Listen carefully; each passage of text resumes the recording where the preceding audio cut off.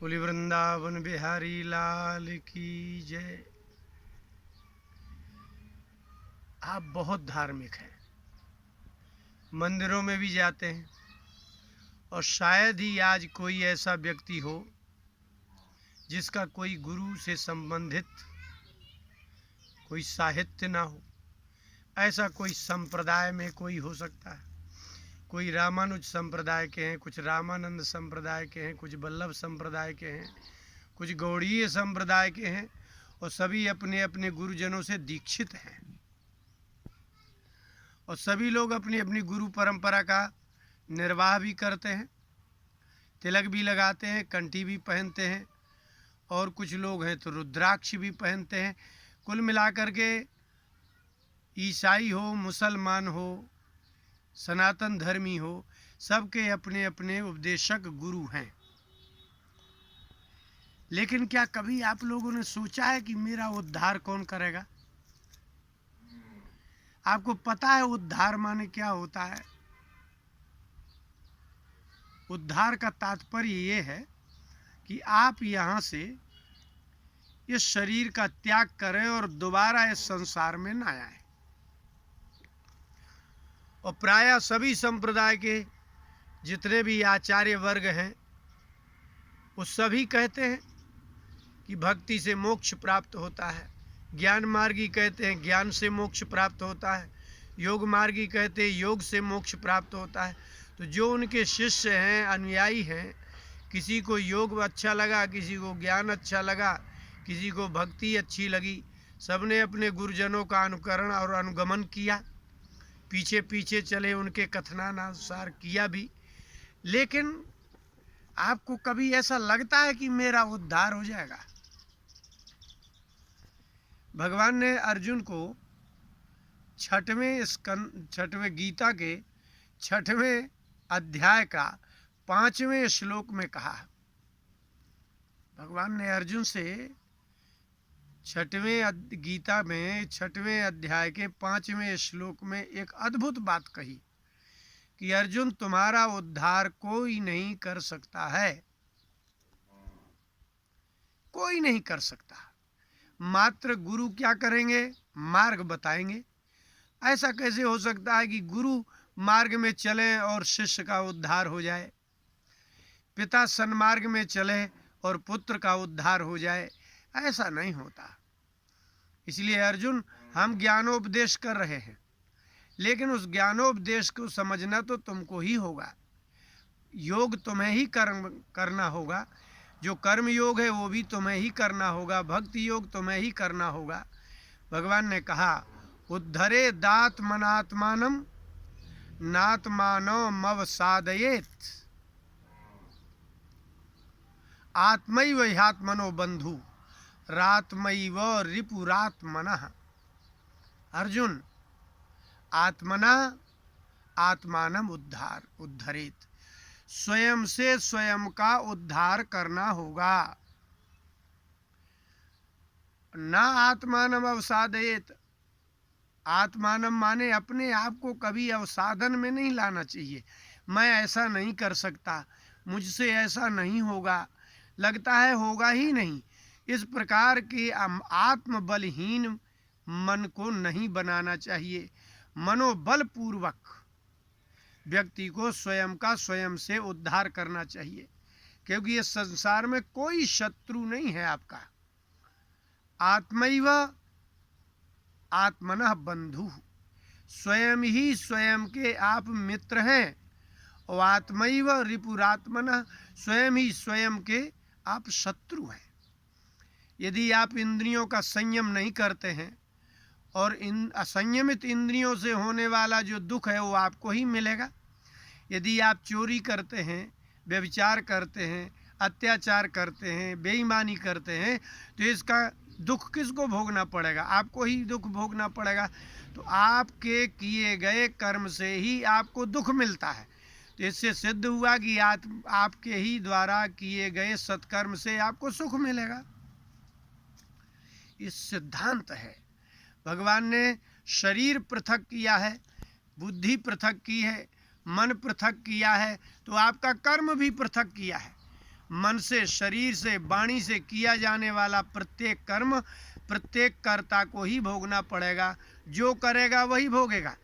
यदि आप प्रातः काल नहीं उठते हैं, अगर आप रोगी हो जाते हैं, आपकी जिह्वा यदि आपके संयम में नहीं है तो निश्चित है कि आपको रोगी होना है। आपका मन संयम में नहीं है तो निश्चित है आपको रोगी होना है। इसलिए भोगे रोग भयम, यदि भोग करेंगे तो रोग का भय होगा। योग करने वाले व्यक्ति को रोग नहीं होते हैं। जो स्वयं से स्वयं के शत्रु का अर्थ क्या है? यदि आप आलस्य करते हैं, आपको अपने कर्म करने में आलस्य आता है, यदि विद्यार्थी सवेरे नहीं उठता है, यदि वह गुरु के द्वारा पढ़ाए हुए विषय को नहीं याद करता है, आगे जाकर के वह नहीं पढ़ पाता है, उसको विद्या नहीं आती है, तो क्या उसका पिता इसका कारण है? विद्यार्थी ही इसका कारण है। कोई युवावस्था को प्राप्त हो करके यदि कोई धन कमाने का कोई जरिया पैदा नहीं करता है तो क्या उसका पिता कारण है, उसके माता कारण है या गुरु कारण है? अर्थात आत्मैव ह्यात्मनः रिपुः, आत्म स्वयं ही आप अपने शत्रु हैं। यदि आप आलस्य करते हैं, प्रमाद करते हैं, एक बहुत बड़ा शब्द है दीर्घ सूत्रता। 5 मिनट के काम को 10 मिनट में किया जाए उसको दीर्घ सूत्रता कहते। बहुत देर में काम किया जाए, अथवा जो सुबह काम करना था वो आप दोपहर कर रहे हैं, इसको प्रमाद कहेंगे। और जो कर ही नहीं रहे हैं उसको आलस्य कहेंगे। तो यदि जो व्यक्ति आलसी होगा, अर्थात कार्य ही नहीं करता होगा, अपने कर्म को करता नहीं होगा, विद्यार्थी का नहीं करेगा कार्य, धनार्थी धन का कार्य नहीं करेगा। ऐसे ही आप किसी संप्रदाय में दीक्षित हो जाएं, आपके गुरु का आप उपदेश सुनते हैं और आप अपने आचार्य गणों के ग्रंथों को पढ़ते हैं, लेकिन उसमें जो लिखा है और वो आप नहीं करते हैं तो आपका उद्धार नहीं होना है। ऐसा कोई गुरु नहीं है कि कुछ ना करने वाले शिष्य का उद्धार कर दे। ना गुरु को प्रसन्न किया सेवा से, ना शास्त्रों का अध्ययन किया और शास्त्रों में लिखे हुए जो मार्ग हैं उनका अनुसरण भी नहीं किया। पढ़ भी रहे हैं, कर भी नहीं रहे हैं, सुन भी रहे हैं, कर भी नहीं रहे हैं, तो इसका दुष्परिणाम आपको ही भोगना पड़ेगा ना। इससे सिद्ध हुआ कि भगवान ने एक सूत्र ही दिया है कि आप आत्मनः रिपुः, आत्मा का जो रिपु शत्रु है वो आत्मैव, आप स्वयं हैं। आपको ये बात सोच लेनी होगी। इसलिए माता पिता जब बच्चा बहुत खेलता है, पढ़ता नहीं है, तो वो कहते हैं कि बेटा पढ़ो पढ़ो और उसको उठाते हैं। लेकिन कई लोग आपने देखा होगा कि 20 वर्ष की आयु, 25 वर्ष की आयु में भी ना समय से उठते हैं। मान लीजिए चलिए ठीक है, आपके कोई काम नहीं है तो उठना ही नहीं है। अगर आपको 12-12, 14-14 घंटे समय बेसमय सोना है, इससे क्या लाभ हो जाएगा? इसलिए भगवान ने कहा कि अर्जुन, संसार में जितने भी श्रेष्ठ लोग हैं, जितने ही सफल लोग हैं, उन सब ने अपने गुरुओं का, अपने माता पिता के कहे हुए उपदेशों का कर्म में परिवर्तन कर दिया, क्रिया में परिवर्तन कर दिया है।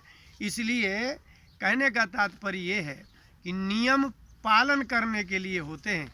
नियम का श्रवण करने से कोई लाभ होने वाला नहीं है। जैसे मान लीजिए कहा जाता है कि ब्राह्मे मुहूर्ते चोत्थाय, ब्रह्म मुहूर्त में उठिए। संसार का कार्य सवेरे सूर्योदय होने पर ही प्रारंभ होता है। संसार सवेरे ही शुरू होता है, लेकिन सूर्योदय के पहले आप उठिए ना। शरीर व्यायाम पुष्ट गात्रस्य बुद्धिस तेजो यशो बलम। कोई व्यायाम करता है तो उसका शरीर, बुद्धि, तेज, यश और बल, ये चारों बढ़ते हैं। अब किसी को करना ही नहीं है। इसलिए संप्रदाय के जितने संत श्रेष्ठ हुए हैं वो इसलिए नहीं हो गए हैं कि वो संप्रदाय से दीक्षित हो गए, उन्होंने गुरुजी से मंत्र ले लिया, लीजिए हो गया उद्धार। नहीं, उन्होंने अपने गुरुजनों की सेवा की है और गुरुजनों ने जो कहा है वही किया है। आपने रामायण पढ़ी होगी, आश्चर्य होता है भगवान राम के विषय में लिखा हुआ है कि प्रातः काल उठकर रघुनाथा, सबसे पहले गुरुते पहले जगतपति जागे राम सुजान। विश्वामित्र जी ले गए तो वहां तुलसीदास जी ने कहा कि भगवान राम जो है राजपुत्र हैं, उनको भला अधिक जल्दी उठने की क्या आवश्यकता है। वो चाहे तो दिन भर सोएं, दिन भर खाएं, कभी भी कुछ भी कर सकते हैं। उनके पास धन है, ऐश्वर्य है, वैभव है, राज्य है, भोग्य सामग्री है। लेकिन उन्होंने जब विश्वामित्र जी ले गए तो वहाँ लिखा है कि गुरुते पहले जगतपति है, तो संसार के स्वामी राम जी, लेकिन वो जागे राम सुजान। परम बुद्धिमान राम जी गुरु के पहले उठे। अब जब गुरु के पहले शिष्य उठेंगे तभी तो आप गुरु की सेवा कर सकेंगे। यदि समझ लीजिए विश्वामित्र जी योगी पुरुष थे, ब्रह्मर्षि थे, अगर वो 3 बजे रात को उठते होंगे तो कितने बजे राम जी उठ गए। और इससे भी बड़ी बात, भागवत के 5वें स्कंद में सुखदेव जी ने कहा कि परीक्षित, भगवान का जन्म मात्र राक्षसों को मारने के लिए नहीं होता है, मात्र नहीं, मात्र राक्षसों के वध के लिए नहीं। मर्त्यावतारस्त्विह मर्त्य शिक्षणम रक्षो बधायैव न केवलम विभो। भगवान का अवतार मर्त्यावतार है। मनुष्य लोक में यदि मनुष्य शरीर का अवतार धारण करते हैं तो मर्त्य शिक्षणम, मनुष्यों की शिक्षा के लिए है कि अब वो किसी के पुत्र बने भगवान तो पुत्र को कैसा करना चाहिए वो शिक्षा देते हैं। जब वो गुरु स्वीकार करते हैं तो शिष्य को कैसा करना चाहिए वो कब बताते हैं। पति बनते हैं तो पति को पत्नी के प्रति क्या कर्तव्य है वो बताते हैं। राजा बनते हैं तब वो बताते हैं कि राजा को प्रजा के साथ कैसा व्यवहार करना चाहिए। मर्त्यावतारा, भगवान का जो मनुष्य अवतार होता है, मर्त्य शिक्षणम, वो मनुष्यों की शिक्षा देने के लिए है कि मनुष्य को ऐसा करना चाहिए।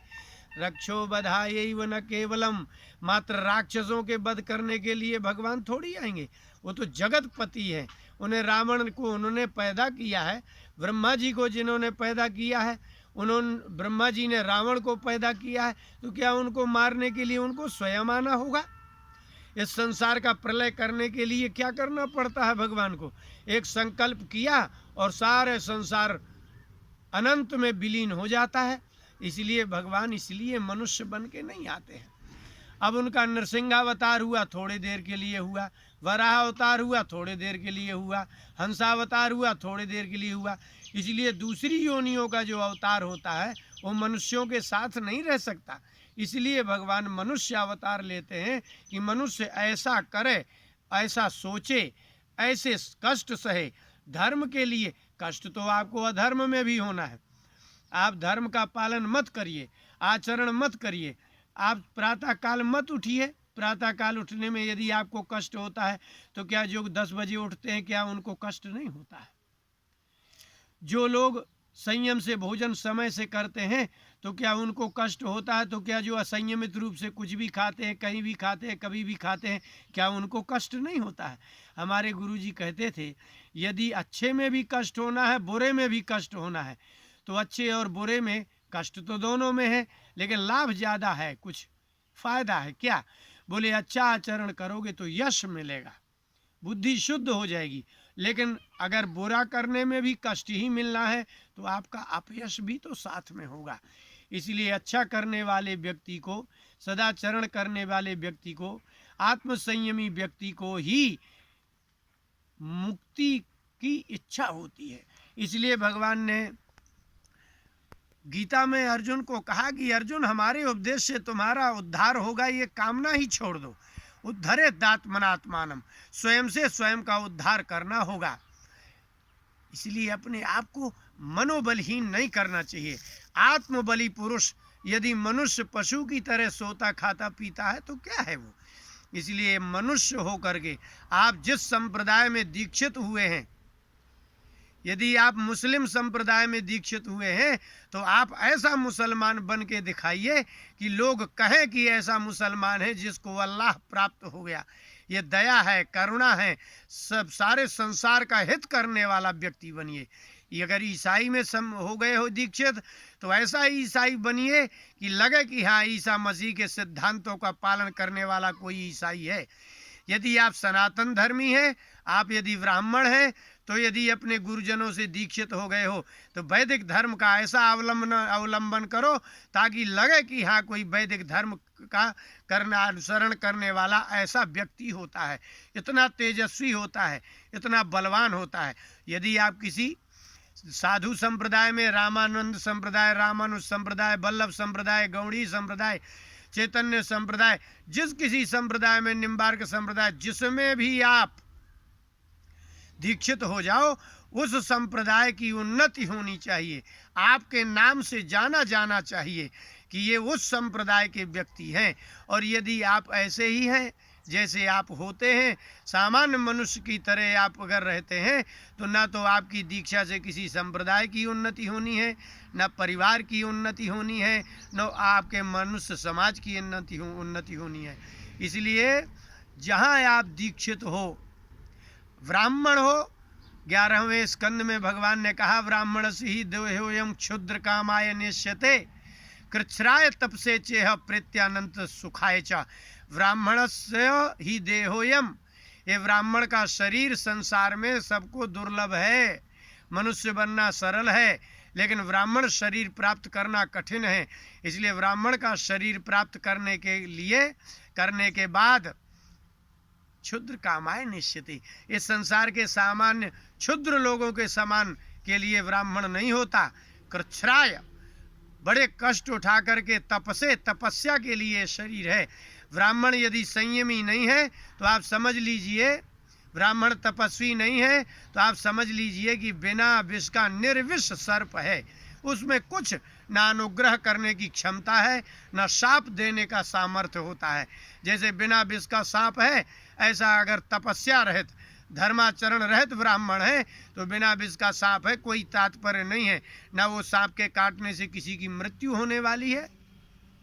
इसलिए शाप देने में और अनुग्रह देने में जो समर्थ हो सके, समझ लीजिए वही उस संप्रदाय की दीक्षा का तात्पर्य है। शाप और वरदान देने में समर्थ हो सके, वही ब्राह्मण का तात्पर्य है।